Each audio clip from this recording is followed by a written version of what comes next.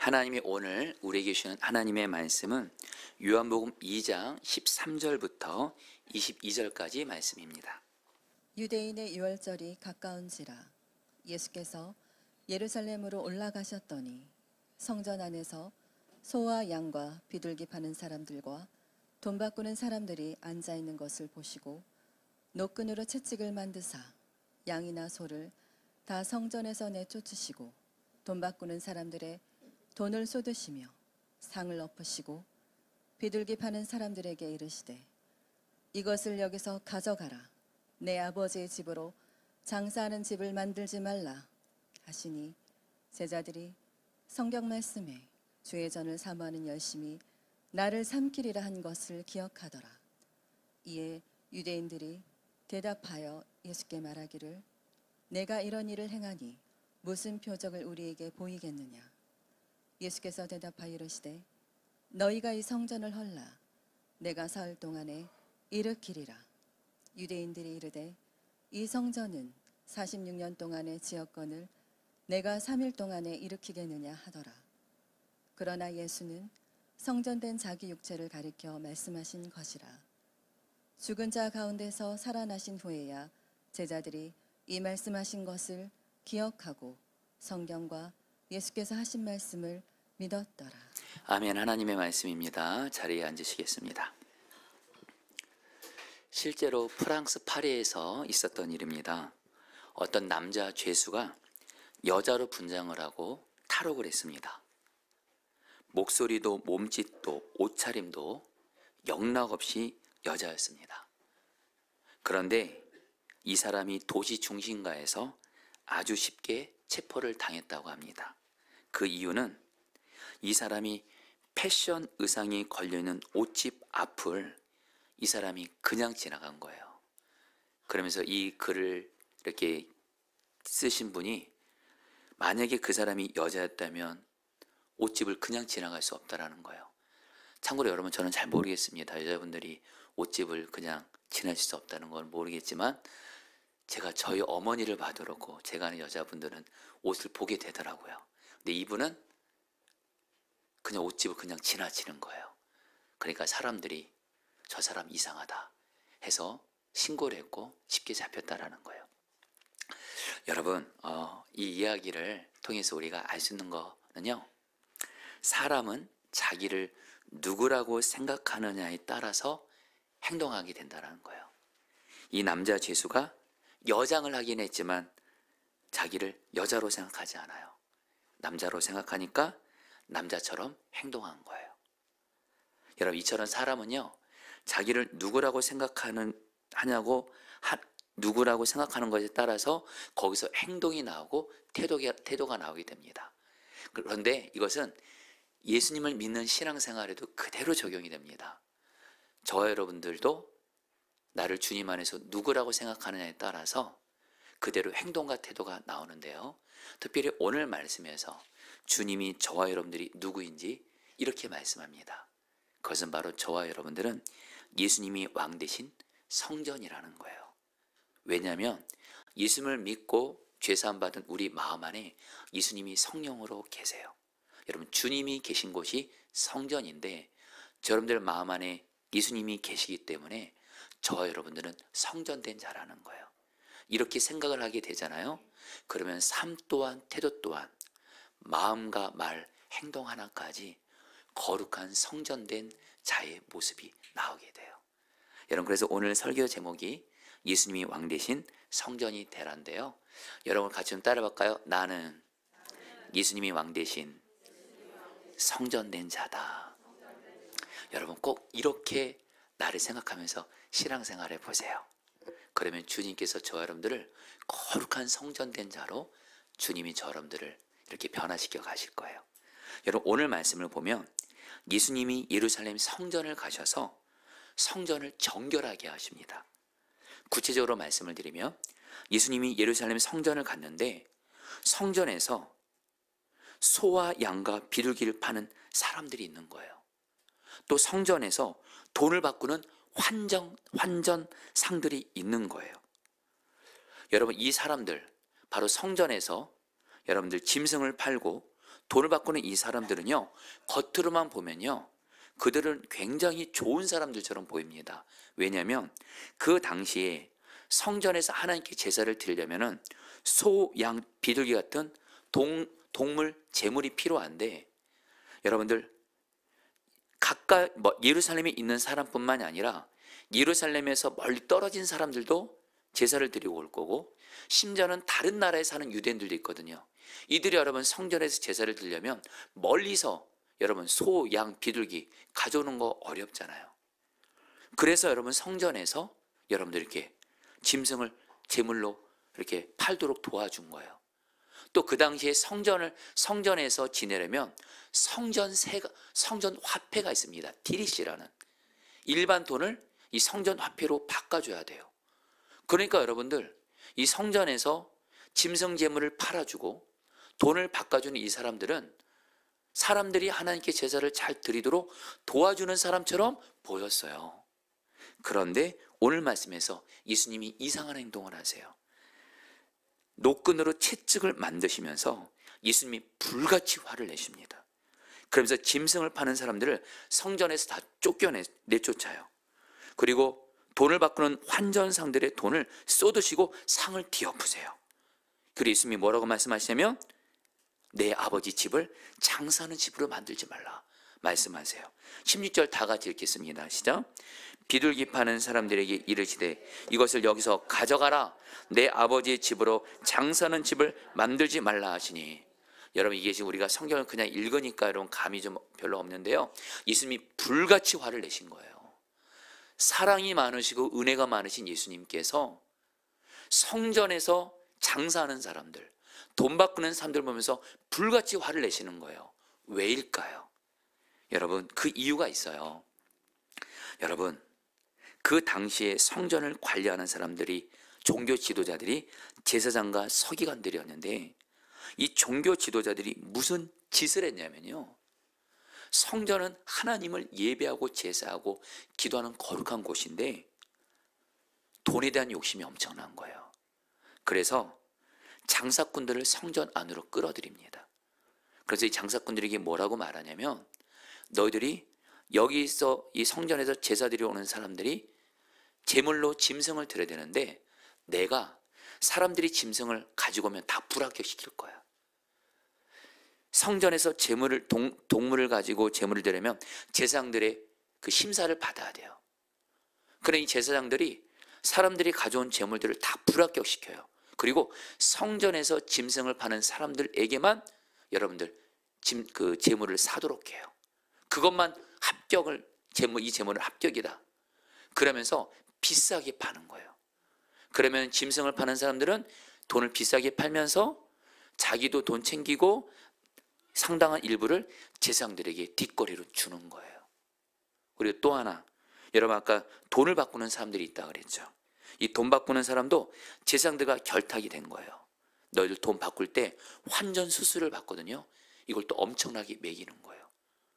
그러니까 엄청나게 환전 수수료를 받으면서 그 돈을 또 돈 바꾸는 사람들이 챙기고 나머지 돈도 뇌물로 제사장들에게 바치는 거예요.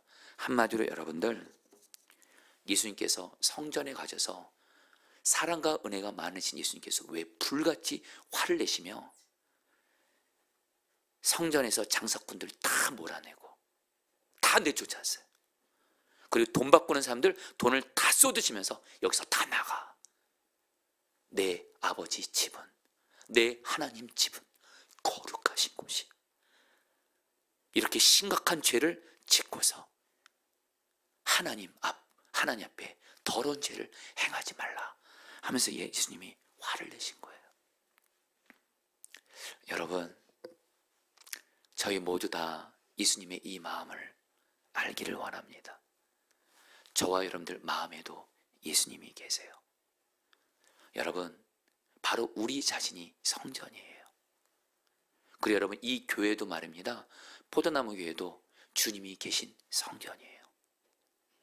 나 자신도 그렇고 우리 교회도 그렇고, 여러분, 목회자 성도들이 주님을 경외하지 않고 죄를 마음대로 행하고 죄 회개하지 않고 돌이키지 않으면요, 우리 주님은 사랑의 하나님이 뿐만 아니라 거룩하신 하나님이란 걸 기억하셔야 돼요.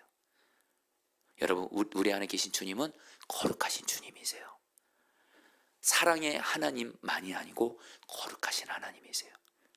그래서 여러분, 우리가 성전된 자로서 우리 안에 주님과 지금 나 사이에 죄가 있다면, 성도님들, 성도님들도 그렇고 설교하는 저 자신도 그렇고 예수님이 지금 내 마음에 성전으로 계세요. 주님 앞에 지은 죄가 있다면 철저히 그 죄를 회개하고 돌이키셔서 성전된 우리를 깨끗하게 하시기를 축복합니다. 여러분, 예수님께서 오늘 왜 이렇게 성전을 거룩하게 하셨냐? 그 이유가 17절에 나와요. 같이 읽겠습니다. 제자들이, 시작. 제자들이 성경 말씀에 주의 전을 사모하는 열심히 나를 삼키리란 것을 기억하더라. 한마디로 예수님이 여러분 왜 이렇게 하셨는지 아세요? 예수님은 하나님 아버지를 마음을 다해 생명 다해 사랑하세요. 그리고 하나님이 계신 성전, 바로 하나님이 계신 성전을 너무도 사랑하세요. 왜요? 성전이 곧 하나님이니까. 그런데 여러분들, 그 성전에서 죄악이 심각하게 행해지는 거예요. 우리 주님은, 예수님은 하나님을 너무 사랑하고 성전을 사랑하기 때문에 그 열심으로 경우 여러분 이렇게 여러분들 성전을 깨끗하게 한 거예요. 여러분, 저와 여러분들도 말입니다. 정말 주님을 사랑하잖아요. 그럼 내가 주님의 성전이에요. 성전을 반드시 사랑하기 때문에 내 안에 죄가 해결되지 않고 회개하지 않고 있는 것을 절대로 내버려 두지 않습니다. 여러분, 주님을 사랑하시면 성전된 주님의 성전인 나를 죄로부터, 내 안에 있는 죄를 다 내쫓으시기를, 회개함으로 끊어버리시기를 축복합니다. 여러분, 그러면서 이 교회도 성전이라는 걸 잊지 마세요. 여러분, 우리 교회도 성전입니다. 교회는 물론 모든 것을 사랑으로 해야 합니다. 그러나 죄가 있다면 그 사랑으로 그 죄를 바로 잡아야 돼요. 그래야지 여러분, 하나님께서 성전된 우리 자신에게도 그렇고 우리 교회도 그렇고 은혜와 부흥을 줄 수 있는 거예요. 여러분, 예수님께서 오늘 말씀에서 바로 당신이 성전이라고 말씀하세요. 21절 말씀 같이 읽을까요? 그러나 예수는, 시작. 그러나 예수는 성전된 자기 육체를 가리켜 말씀하신 거지라. 여러분, 바로 예수님이 성전이에요.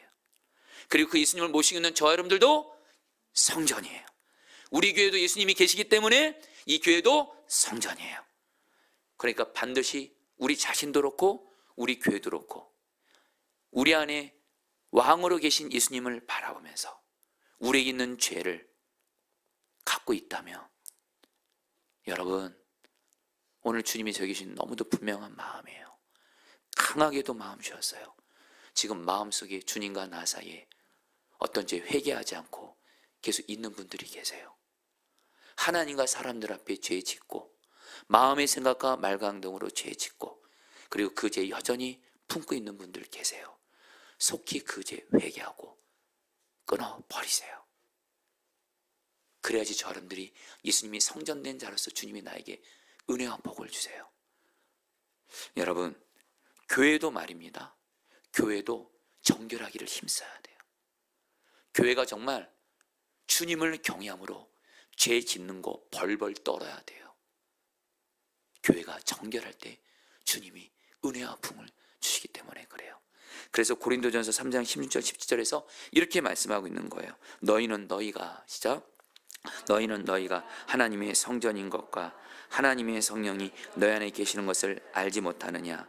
누구든지 하나님의 성전을 더럽히면 하나님이 그 사람을 멸하시리라.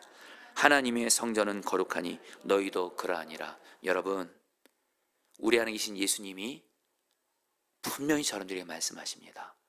너희들이 성전이야. 죄 품고 있으면 나는 너희들을 사랑하지만 너희들을 징계한다는 거예요. 왜요? 성전은 거룩해야 되니까. 여러분, 주님의 마음을 알고 성전된 나 자신을 거룩하게 죄로부터 정결하게 하시기를 축복합니다. 여러분, 이전에 어떤 목사님의 설교를 들었는데 이 목사님이 이런 간증을 하시는 거예요. 당신이 이전에 청년이었을 때 알고 지내던 한 여자 자매에게 연락이 온 거예요. 한때 청년부에서 같이 신앙생활했던 어떤 여자 자매가 이제 이 목사님도 이제 어른이 됐고 그 여자 자매도 어른이 됐는데 갑자기 어느 날 연락이 왔대요. 그리고 이 목사님을 만나자는 거예요. 그러면서 목사님 말씀으로 이 자매가 청년 때 얼굴이 예뻤대요. 그런데 목사님이 이 자매를 만나기 전에 하나님께 기도했대요. 하나님, 시험에 들지 않도록 내 마음을 지켜주세요 하고 기도를 간절히 하고 그 여자분을 만났대요. 그래서 왜 나를 찾아왔냐, 왜 나를 만나려고 하냐 물어보니까 이 여자분이 자기가 최근에 첫사랑에 대한 영화를 봤대요. 그 영화를 보는 순간 이상한 은혜를 받고 자기 첫사랑을 만나고 싶더래요. 근데 그 첫사랑이 바로 목사님이었대요. 청년 때 목사님이 제 첫사랑이었어요. 그러니까 이 목사님이 감사하게도 기도했기 때문에 시험에 들지 않게 해달라고, 감사하게 아무 일 없이, 그리고 다음부터 이러지 마시라고 하고 마쳤대요. 네. 그리고 그날 잠을 자는 중에 꿈을 꿨대요. 목사님이 집에 도둑이 들어오는데 지붕을 타고 내려오는데 목사님이 딱 깨어있는 걸 보고 이 도둑이 다시 나가더래요. 그리고 주님께서 이 목사님이 그 꿈을 해석해 주더래요. 이렇게 해석해 주더래요. 음란의 도둑이 내게로 왔다가 기도함으로 마음을 지키니까 나갔구나, 이런 깨달음을 주면서 감사했대요. 이런 여기까지 들으니까 여러분들 귀한 간증이죠. 근데 제가 그 목사님의 간증을 듣는데 주님이 저에게도 이런 음성을 생각으로 주시는 거예요. 너라면 어떻게 하겠냐, 너라면 어떤 여자분이 내가 목사님이 첫사랑이었어 그랬을 때 만나자고 했을 때 너라면 어떻게 하겠냐. 여러분, 저라면 어떻게 할까요? 근데 그때 주님을 바라보는데, 여러분 왜 웃으세요? 전 진지합니다. 주님을 바라보는데 창세기에 보면 요셉이 보디발의 아내가 요셉을 성적으로 유혹할 때 요셉은 아예 성적인 유혹의 자리를 떠나버립니다. 만나지도 않아요. 함께하지도 않아요. 주님이 저에게 주시는 마음이었어요. 너는 시험에 들지 않도록 기도하는 것뿐만이 아니라 성적인 유혹의 자리가 있으면 아예 함께하지도 말아라, 만나지도 말아라. 그것이 성전된 너를 거룩하게 지키는 거야. 이 시간 여러분, 주님과 여러분들 앞에서 저는 고백합니다. 전 안 만납니다. 할렐루야. 여러분, 우리는 거룩한 성전이에요. 죄의 유혹의 자리 떠나야 돼요. 끊어버려야 돼요. 그럼 여러분, 교회는 어떨까요? 교회도 말입니다. 교회는 물론 사랑과 은혜가 있어야 돼요. 그러나 반드시 죄는요, 하나님의 말씀으로 반드시 끊어버리고 정결해야 돼요. 그래야지 부흥이 임해요. 존 비비어가 권위 회복이라는 책에서 쓴 이야기예요. 이 존 비비어가 권위 회복이라는 그 책에서 이런 얘기를 해요. 존 비비어가 어떤 교회 가서 말씀을 전했어요.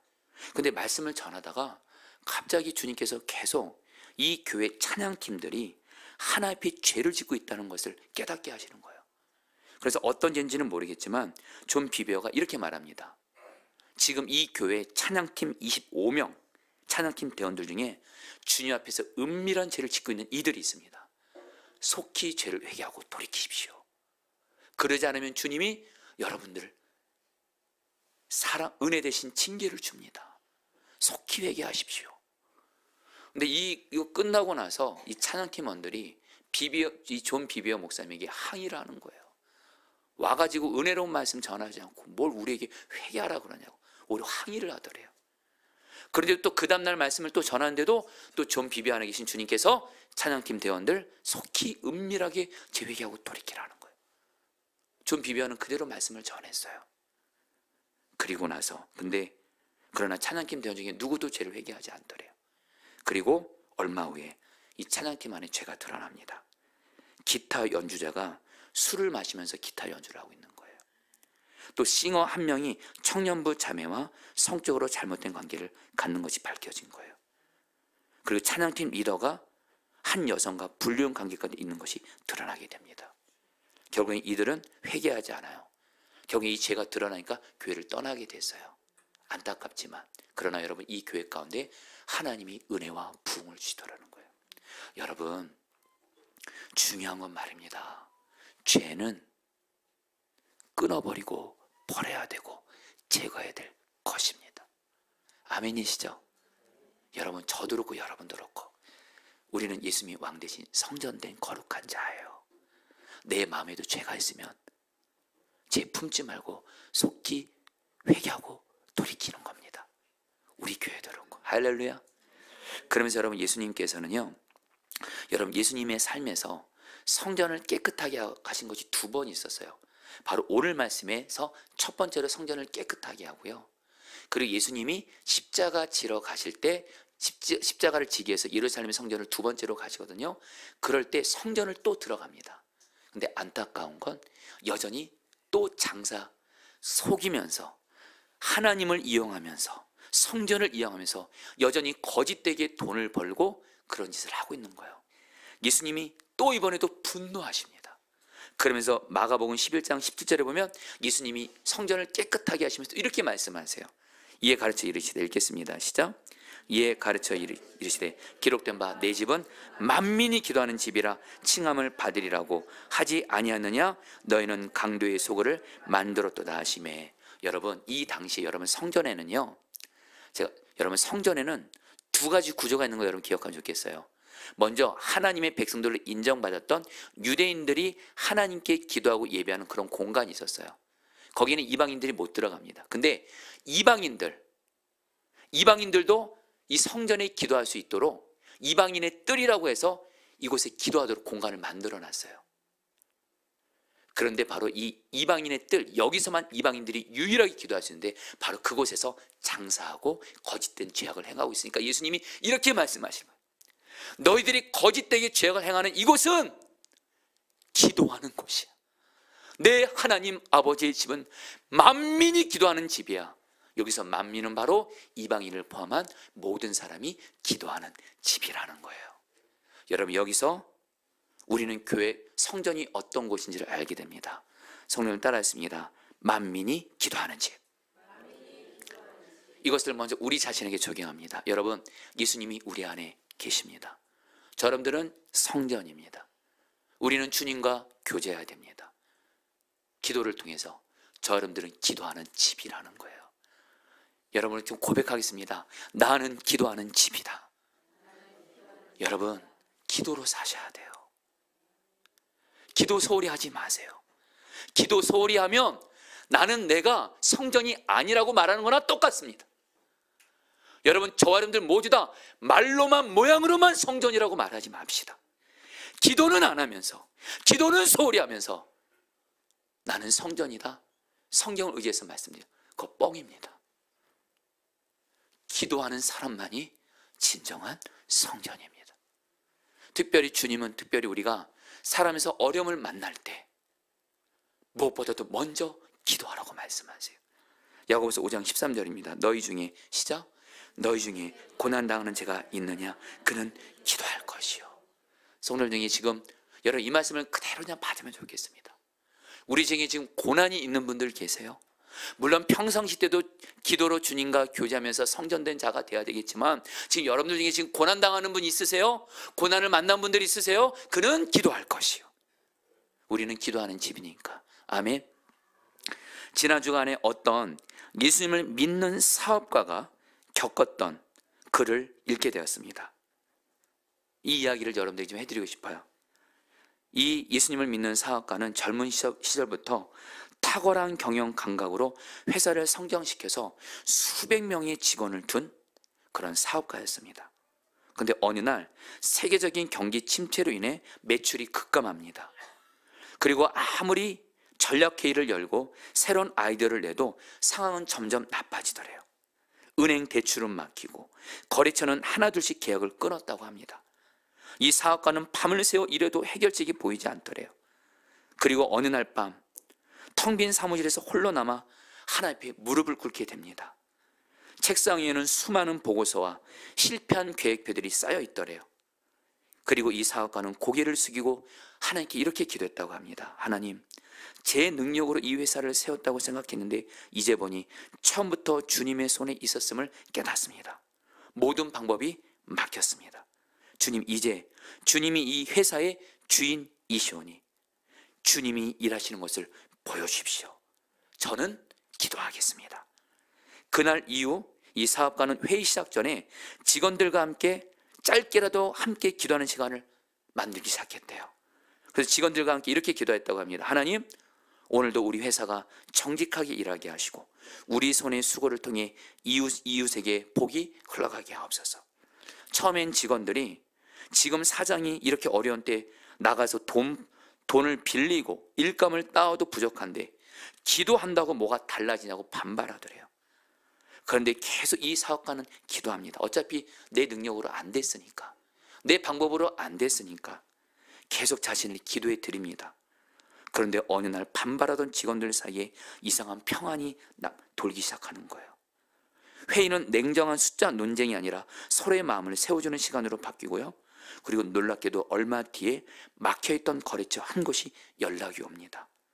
작은 물량이지만 그 일을 시작으로 해서 하나님이 이 회사의 길을 열어주시는 거예요. 결국 이 회사를 일으키셨습니다. 그리고 이 사업가는 이렇게 간증을 합니다. 기도는 단순히 위기를 해결하는 비법이 아니라 하나님께 방향을 다시 돌린 사건이었습니다. 하나님이 주인이 되시자 하나님이 길을 여셨습니다. 성도님들, 기도가 바로 예수님을 왕으로 인정하는 거예요. 아멘이세요? 기도는 내 능력, 내 노력, 나는 할 수 없습니다. 내 삶, 내 가정, 내 직장의 주인은 오직 예수님이십니다. 그 주님을 의지하며 나가는 게 바로 기도예요. 이번에 부흥을 위한 40일 기도 가운데 그래서 성도님들, 우리에게 지금 어떤 어려움이 있으실 거예요. 여러분, 우리 기도에 모든 것이 걸린 것처럼 기도하는 기도의 집이 되시기를 축복합니다. 그러면서 여러분, 말씀드렸죠? 교회도 기도하는 집이에요. 중요한 건 여러분, 교회는 그냥 기도하는 집이 아니라 만민이 기도하는 집이에요. 그래서 교회는 목회자들도 그렇고 성도들도 그렇고 아이들까지도 그렇고 주님을 만나고 교제하는 기도가 최우선이어야 됩니다. 교회가 기도 말고 딴짓하면 안 돼요. 물론 봉사도 해야 되고 다른 것도 해야 되지만 제일 중요한 건 기도입니다. 그리고 소수의 사람들만 기도하는 곳이 되면 안 돼요. 우리 성도님들, 우리 교회는 모든 사람이 기도하는 집이 돼야 돼요. 그래야지 우리 교회 주님이 부흥을 주십니다. 여러분, 이번에 부흥을 위한 40일 기도, 주님은 저에게 먼저 말씀하세요. 너부터 먼저 부흥을 위한 기도의 제물이 되라. 솔직히 여러분들 40일 새벽 기도를 끝까지 달려가는 게 여러분들 제가 체력적으로 감당할 수 있을까? 여러분 고민은 됐지만 여러분, 저는 주님이신 마음이 있습니다. 저는 우리 교회 성도들이 부흥하는 교회에서 신앙생활하기를 절대적으로 원합니다. 이 교회가 영적으로 침체하고 성도들은 계속 떠나가고 그런 교회에서 신앙생활하는 거 저는 절대 원치 않습니다. 우리 교회 영적으로 부흥이 임하고 날마다 구원받는 백성들이 더하고 하나님이 일꾼들을 보내주고 저는 우리 교회 부흥이 많은 교회가 되기를 원합니다. 주님은 저에게 먼저 너가 기도하는 집이 되어 너의 생명을 드리라. 그래서 여러분, 이번에 40일 동안에 새벽도 물론이거니와 낮에도 물론이거니와 밤에도 물론이거니와 주님 앞에서, 여러분들 앞에서 기도의 제물이 되겠습니다. 근데 주님은 저에게도 말씀하세요. 너만 기도하면 안 된다. 목회자, 성도들, 아이들까지 다 기도하게 하라. 모든 사람이 기도하는 집이 되게 하라. 그래서 여러분들 이번 새벽 기도 때 다 대피 기도자를 한 명씩 세운 거예요. 그리고 이번에 교회 릴레이 기도요, 여러분들 모든 분들 전교인입니다. 하루에 1시간도 좋고 30분도 좋고 5분도 좋습니다. 여러분들 교회를 위해서 기도해 주십시오. 매일. 여러분, 우리가 모두 기도할 때 우리 교회에 부흥을 줄 믿습니다. 오늘 말씀을 준비하면서 생각난 일이 있었습니다. 한국에서 귀하게 쓰임 받는 이 목사님을 목회를 하시면서 교회가 기도에 생명을 거셨어요. 그래서 한국 교회 가운데 기도로 부흥하는 대표적인 교회가 됐어요. 근데 이 목사님이 그렇게 하게 된 어떤 이유가 있어요. 이 목사님이 한 번은 영국을 갑니다. 영국에 가서 꼭 보고 싶었던 것이 있었대요. 바로 기독교 역사상 가장 하나님의 부흥이 임했던 바로 메트로폴리탄 교회를 가고 싶었대요. 그 교회 담임 목사님이 누구였냐? 스펄전 목사님이라고 기독교 역사상 설교를 가장 하나님의 능력으로 했던 목사님이세요. 그래서 이 목사님이 영국 메트로폴리탄 교회를 가는데 놀랬어요. 성도들도 별로 없어요. 찬양 기도 말씀도 은혜가 별로 없어요. 노인들만 이렇게 많더래요. 젊은 사람들도 없어요. 성도들이 별로 없어요. 목사님이 그 교회에서 기도하면서 너무도 마음이 아프더래요. 어떻게 부흥했던 이 교회가 이렇게 침체될 수 있는가? 그러면서 이 목사님이 스펄전의 전기를 보는데 스펄전 목사님이 당신이 섬겼던 이 교회 부흥이 임하니까 예배 때마다 말씀 때마다 은혜가 있는 거예요. 수많은 사람들이 그 교회에 와서 살아나는 거예요. 사람들이 와서 스펄전 목사님이 웃습니다. 목사님의 이 교회는 어떻게 이런 부흥이 임합니까? 스펄전 목사님이 이렇게 말하지 않았어요. 제가 설교 잘해서 그렇습니다. 이렇게 말하지 않았어요. 교회 아래층에 있는 기도실로 가더래요. 거기에 300명의 사람들이 교회를 위해서, 스펄전 목사님을 위해서 계속 기도하고 있더래요. 스펄전 목사님 말합니다. 우리 교회가 부흥하는 비결은 바로 이분들의 기도 때문입니다. 이분들이 우리 교회에 부흥을 임하게 하는 영적 발전소입니다. 그런데 안타까운 건 스펄전 목사님이 목회를 은퇴하고 떠나고 나서 기도하는 분들도 없어진 거예요. 기도의 불이 약해진 겁니다. 그리고 교회가 약해진 거예요. 여러분, 우리 교회 예수님 보시기 어떨까요? 여러분, 이 포도나무 교회는 누구의 교회도 아니고 저와 여러분들을 생명 다해 사랑하신 예수님의 몸입니다. 여러분, 이 포도나무 교회 저 왕정원 목사의 교회도 아닙니다. 이 교회는 누구의 교회도 아닌 저와 여러분들이 그토록 사랑하는 예수님의 몸된 교회입니다. 이 교회를 사랑하신다면 함께 기도하는 일에 마음을 다해서 함께 해주기를 바랍니다. 20몇 년 전 제 인생에 있어서 교회에서 구리에서 교회를 처음 개척했을 때 성도들이 기도의 자리에 별로 안 나오는 거예요. 그래서 성도님들에게 같이 기도하자고 하니까 몇몇 안 되는 성도들이 이렇게 말하더라고요. 목사님, 나 먹고 사느라 바빠요. 나 장사해야 돼요. 일해야 돼요. 나 몸도 약해요. 나 기도할 시간이 없어요. 전도사님이 우리 위해서 기도해 주세요. 그 말 듣고 여러분, 제가 알겠어요. 성도님들 기도하지 마세요. 워낙에 성도들의 사정이 딱하니까 제가 여러분들 위해서 기도할게요. 혼자서. 근데 여러분, 어떻게 됐을까요? 저 혼자 기도하니까요, 제가 지치더라고요. 그리고 기도할 시간 없어서 장사하고 이런 성도들은요, 갈수록 계속 어려워지더라고요. 그런 가운데 한국교회에서 너무 부흥하는 어떤 한 교회를 주님이 영상을 보게 하셨어요. 그 교회는 개척할 때부터 담임 목사뿐만 아니라 중직자들, 부교육자들, 아이들까지 목숨 걸고 기도하더라고요. 함께 모여서 기도하더라고요. 진짜 만민이 기도하는 집이더라고요. 그 교회는 여러분 지금 한국교회 가운데 대표적으로 부흥하는 교회가 됐어요. 여러분, 저는 그때 깨달았어요. 다시 한번 이번에 우리 교회 여러분들, 오늘 그것이 생각나면서 주님, 우리 교회가 만민이 기도하는 집으로, 하나님, 저는 최선을 다하겠습니다. 우리 교회 부흥을 주십시오. 할렐루야. 우리 같이 함께 찬양하도록 할까요? 우리 함께 기도해.